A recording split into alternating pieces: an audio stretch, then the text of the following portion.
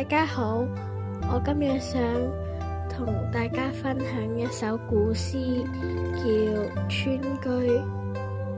草長鶯飛二月天，拂堤楊柳醉春煙。兒童散學歸來早，忙趁東風放紫煙。呢首詩嘅第一句，草長鶯飛二月天，係講農曆2月嘅春天，草地上嘅草全部都長得好茂盛，綠油油的。黃鶯喺天空飛來飛去，唱住歌，好有春天的氣氛。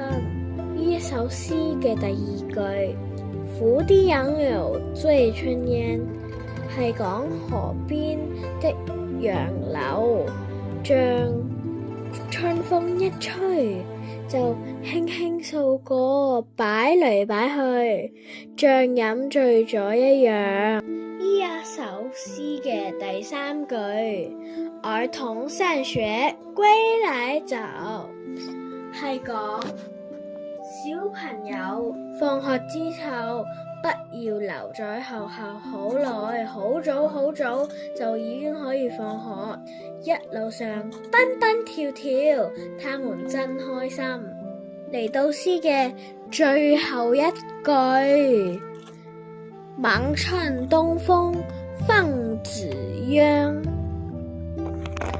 這一句係講小朋友好快樂啊，竟然返到屋企不是做功課，反而係趁住東風拿出風箏，風箏飛得好高，成個畫面好開心，好有春天的感覺啊！